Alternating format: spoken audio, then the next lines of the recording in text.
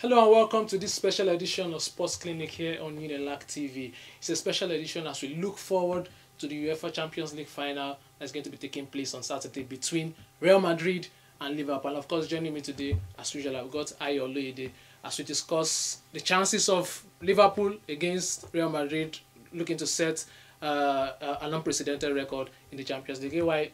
Did I say welcome to the show again? We are so excited about this final because for lovers of attacking football, this is the perfect final to watch. Both teams are ruthless going forward, though they are shocking defensively. But Liverpool can argue that since the signing of Van Dijk, they've been a bit steady. But again, it's a final to look forward to, and I can't wait. Yeah, Real Madrid are in a hunt for what would be their third consecutive UEFA Champions League final, UEFA Champions League trophy. Unprecedented. Nobody has ever done it. And looking at their path to the UEFA Champions League final, of course, Real Madrid stand a chance. Liverpool are the underdogs. Liverpool's only had their hard games were against Manchester City and of course Roma. The 7-6 aggregate score is the highest ever in Champions League. So we're expecting that it's going to be a game filled with goals. And what do you think? Well, no doubt, Real Madrid, of course, are the favourite going into this final. Anything that has Ronaldo in it has to be the favourite in any game. Yeah. But again, rule out Liverpool at your own peril. You might argue that Real Madrid, they've had tougher oppositions heading to the final. But again, I tell you, the teams Liverpool have stopped were teams that one of them was the best team in England. Yeah. I mean, broke lots of records. But then in the semi-finals when they played against Roma, it's not as hard as Real Madrid facing Bayern Munich in the semi-finals. But you would. This was the same Roma team that came back from a 3-goal deficit to defeat Barcelona, Spanish champion. Yeah. So I think people have been unfair by saying Liverpool came in through an easy path. On paper, it looked that way, but I mean, they played quality oppositions in Man City and Roma. Who says Roma wouldn't have stopped Real Madrid? Real Madrid did not look fantastic against Bayern Munich. It was a goalkeeping error and a goalkeeping masterclass from Keylor Navas. Will you say Real Madrid have been lucky getting to this? No, of course they've not been lucky. You can't be lucky between the Italian champion and the German champion and then into a final. But I'm just saying both of them came through tough parts and both. I mean, it's an equal game. But on paper, Madrid remain the favourite, but considering how good Liverpool have been this season, I think even Real Madrid fans themselves know this is a very this will be the toughest of all their finals. You think so? Yeah. When they played Atletico Madrid, the one before Atletico Madrid was never going to put any threat going forward. You think so? It was they were feared because of their strong unit. But this is the most attacking team they will be facing in the final. I mean, they've got Mo Salah running at them. They got the brilliance of Firmino and the energy level of Sadio Mane. And you look at that Madrid defense, the setup. I mean, Kimmich and James Rodriguez was making them look like schoolboys at the Bernabeu. So imagine what Salah, Firmino and Mane can do if they click on that particular day. But again, you have to know that going forward, Madrid also is very ruthless. They've got the brilliance of Modric. Something that have been so consistent in Madrid this season is they always concede. And not even conceding one. To average size, they concede 2 goals and above. So and it can come back to haunt them because, like I said, Van Dijk has brought a lot of solidity into the Liverpool's defense. But again, Madrid, I think Zidane is this kind of person. He believes in attacking football, so they believe so much in themselves that even if they concede, they will outscore you. But they might run out of luck in this final, so they have to, like Ferguson used to say, your defense will win you matches, but your attack will win you matches, but your defense will win you titles. I think both of them they are suspect defensively. So I think the team that commits the less errors in that game. Okay, let's talk briefly about the head-to-head. Now, they faced themselves in the Champions League. The last 4 games, none of the games have produced both teams scoring. Okay. All right. For instance, the last I think it was 2013-2014 season, Real Madrid defeated Liverpool 1-0, 3-0. However, Liverpool had the victory in the previous 2008-2009, I think, where I think they defeated them 4-0 and 1-0. Now, looking at this final, what do you think is going to happen again? Because expecting both teams to score, in Premier League that's happened a lot where you think both teams, for instance, the Chelsea-Man City game, you expect both teams to score and then the game comes out draft. So do you think that we are putting too much attention on the game and then expecting both teams to, do you think anything will be like a little bit more defensive trying to hit on the counter now. No, the first few minutes might be a little bit cagey because but Liverpool don't start. Liverpool don't start any game in a cagey manner. But they've never played in the Champions League final in recent. Or they've not played in the Champions League final in recent time. At least not this crop of players. Okay. And Klopp has faced Bayern Munich. Klopp has played in Champions League final when he faced Bayern Munich in 2013. He didn't win any. He also lost in his first season at Liverpool in the Europa League final to Sevilla. Who says he won't come out with a different approach? That could be Liverpool's Achilles heel. Achilles heel because it's going to be psychological. Klopp will remember that I've lost two big nights in European football. And you know the team you are coming out against. If you open up too much at the back, there's no better team in the world than Madrid that will punish you. So I think the first few minutes will be cagey. Each team will size themselves up, and eventually, I think the best team defensively will win. Okay, let's talk about the starmen. Of course, they are obvious. For Liverpool, it's going to be Mo Salah. For Real Madrid, it's going to be Cristiano Ronaldo. So, looking at both of them, placing them side by side, who do you think will come out on top? I mean, it's disrespectful to Ronaldo to place him side by side with Salah. Why? I mean, this is a guy that has done it for 10 years consecutively. Salah has just had one brilliant season, and everybody's... But this final doesn't take into account your history. We know, but even in this, Ronaldo has 15 goals, Salah has 8 or 10 or so. So, Ronaldo has outscored Salah in the Champions League. But again, like I get your point. Salah is Liverpool's talisman, and he's a man to watch out for, no doubt. But I think they are unsung hero. I think what I've noticed in Liverpool this season is that games that Firmino plays well. They really play well. Salah, I've seen Salah close down against. I mean, Conte's Chelsea showed us the masterpiece how to silence Salah. And again, he was really silent in that game because even Firmino. But then, if you look at that game, if you look at that, Chelsea were so disciplined, compact in the midfield, disciplined in defense. Real Madrid are not going to play that kind of game. I think apart from the fact they were disciplined in defense, Rudiger, whose job, and it was not even the first time it was happening. It also happened at Old Trafford when Ashley Young shot out Salah. So United and Chelsea have shown this season that Salah can be stopped. Zidane will not play. Zidane will not play similar style. I'm not saying he might. I don't expect he might look at those games and learn a thing or two on how to stop Mo Salah. What I'm saying in essence is that Salah has proven that he's human in some games, that he can be stopped. While Ronaldo on the other hand has shown that he's a big game player. If last year, I mean, he scored twice in the final. I think 2 years ago, I mean, the latest scored. I think he's the first player to score in 3 finals. Let's look at the last Champions League final between Real Madrid and Juventus. Juventus really didn't attack Real Madrid as much as they should. Of course, when I think they took the lead. Madrid took the lead. Madrid and Madrid equalized. But this Liverpool side are not going to play that kind of game where they are going to look to hit Real Madrid on the attack. So imagine Liverpool taking the lead. Do you see Madrid coming back to turn the game around, and then vice versa? Do you see if Real Madrid takes the lead, do you see Liverpool coming back? Like we said, this is 12. Why I mentioned that point is the last game Real Madrid played in the La Liga where they played Villarreal. The game was supposed to be over at 2-0, and then was in the last 20. No. I think Madrid this season have, especially in the league, they've done a poor job in closing out games, and of course we know their leaky defense always concede. But again, this is a European Champions League final, and I always tell people the Champions League form is different from the league form. At least Madrid have shown us this season. Even when they were struggling in the league, when they were getting beaten by the likes of Girona, they were killing teams in the Champions League. So I would say Madrid, in Turin, they showed good solidity defensively. Though they choked at Santiago, or they almost choked at Santiago Bernabeu, but I mean, Lady Luck saved them. Exactly. So I'm saying in some games they've shown that they can be disciplined defensively. Even if they are not disciplined defensively, they can always rely on the power of the attack. So I think Liverpool would first need to take their chances, because whether I like it or not, they are the underdogs. Madrid have the experience of dealing with pressure in the Champions League final.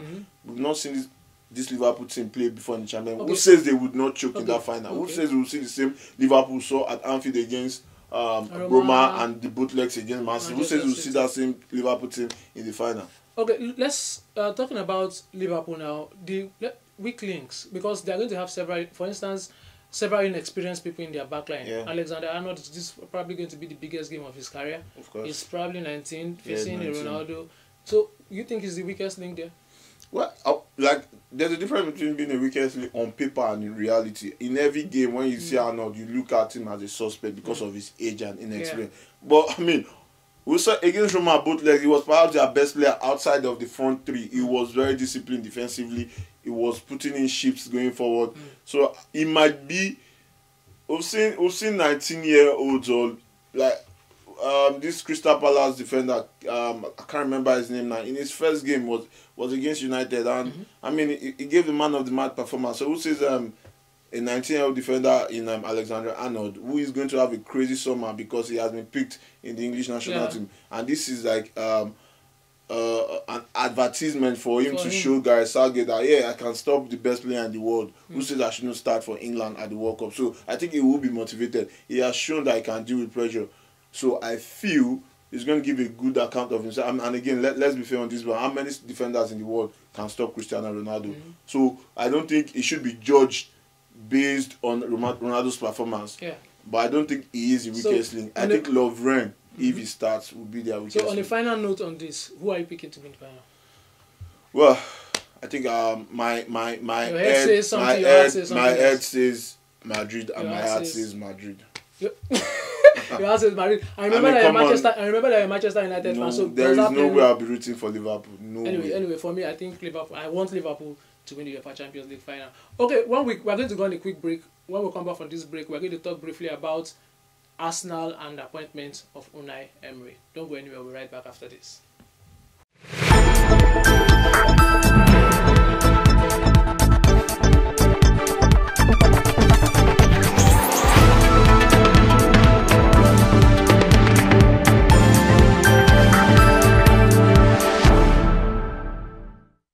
Welcome back. It's still Sports Clinic here on your LAC TV. Arsenal have announced a new manager to replace Arsene Wenger and to end Arsene Wenger's 22-year reign as manager of Arsenal. Unai Emery is going to be the manager of Arsenal. Shocking. Shocking. Yeah, he wasn't in the picture to start with. Let me say something.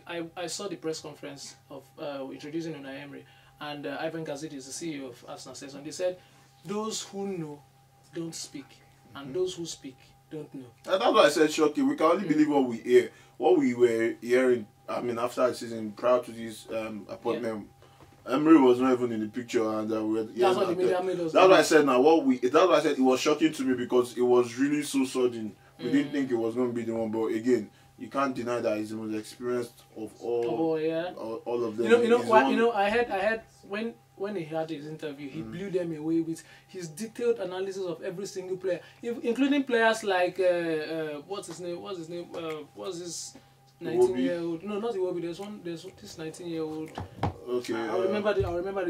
Even up to the academy players, he knew details of every single Arsenal player. Somebody said something. They said that shows you how to prepare for an interview going forward. For those of you that that want to prepare for interviews and all of that. Well, he has done the talking. Now it's time to do the job. And he promised that Arsenal players will always work hard. That's going to be a new culture shock. Was Wenger not telling them to work hard? I'm not saying he's. I'm not. You can argue that because we saw that when United signed David Moyes, he was talking everybody. I mean, he was the chosen one. People were because Ferguson recommended him. Because people were still skeptical about Ferguson recommended him, and who is in better position to recommend a manager or a successor than the greatest manager in British history? However, Arsenal did that. He failed. That was an emotional decision. It was because it was.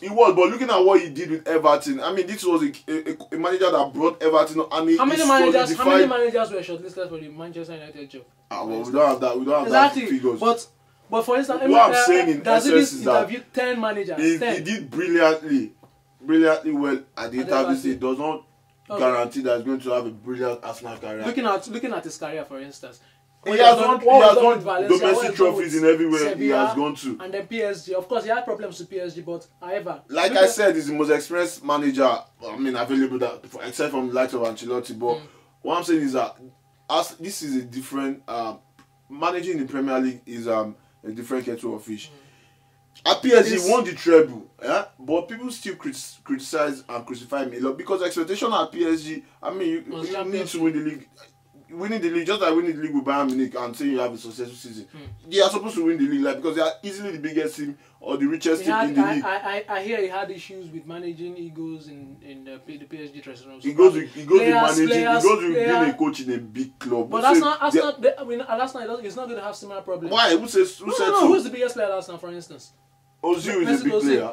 For instance, he had Cavani, he had Neymar, he had Mbappe, he had players. Mbappe, big player, really. When did okay, Cavani, Neymar. Players. Let me give you an instant. Yeah. When United signed Ruud van Nistelrooy from PSG, it was the humblest of all players. Like, if you talk of a player that is very meek, willing to work, you talk of Ruud van Nistelrooy.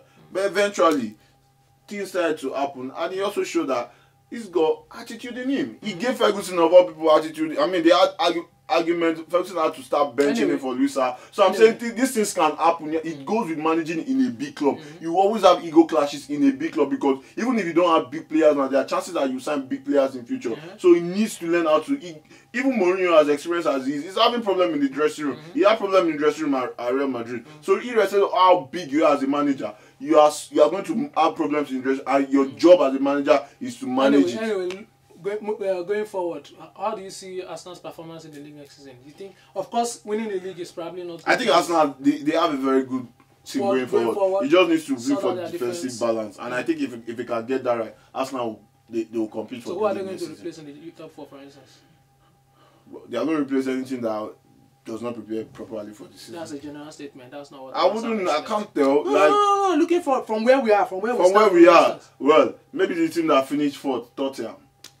From where we are, yeah.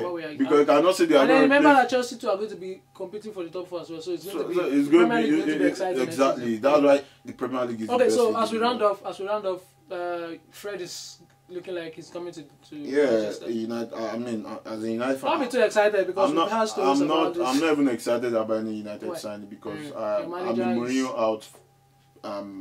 That's not apologist because it's not going to really trend as much as Wenger out trended. Well, because Wenger was a consistent failure. What? Yeah. 3 FA Cups in 4 years is failure. Before he started winning those FA Cups, Wenger he kept the team in champions. Let's not go back to that, please. Mourinho won 3 trophies last season. Let's not go back to that. What are you talking about? Okay. So or 2 seasons ago. So what else in the transfer market? Anything? Nothing. Otherworld is one of anyway. That's not going to be the focus for now, because of course we know the biggest tournament in football is coming up in about... The biggest tournament in the world. In the world. Yeah. It's not just in football, in the world. It's bigger than the Super Bowl, bigger than whatever tournament. Bigger than the Olympics. Exactly. It's going to coming up, and I think we have about, let's give or take 30 days to the start of the... No, we have just less than a month. 2 weeks to the start of the... Starting June 14th. Of the FIFA World Cup. And of course, we are proudly repping Nigeria. I have my second team, and I hope Germany maybe does something, because I don't expect Nigeria to... Nigeria will win the World Cup. Nigeria will win the World Cup. Yes. Come on, man. Say what you aren't you a Christian? You prophesy into your future. So the Germans will not prophesy, right? No. And the Spaniards will not prophesy. With our preparation, with our Eisenhower. Anyway, looking at how we played against Atletico Madrid. No. We can't use that. Atletico Madrid, it was nobody in that team would be at the World Cup. We are going to be doing a lot of previews and review shows of about on the World Cup. A lot of teams. We're going to be looking at what to expect and all of that. So I would expect you to tune in, subscribe to our YouTube channel, and then of course you can join the conversation through the comments, through our Twitter handle @UnilagTV and all of that. And so we expect that when the World Cup starts, join us on the show. And hopefully, if any of you, if you are interested, we'll probably try that, and one of you, or few of you, will join us to talk about the FIFA World Cup. So as we go on, of course, you are a Real Madrid supporter. The biggest, you want them to win 3 Champions League in a row. I hope they don't. I hope Liverpool does one over Liverpool. It will be tragic to all United fans in the world. I wish you the best. All right, it's been a great time having you join us on today's edition of the show. What do we say? Just signing out. See you guys when the World Cup starts.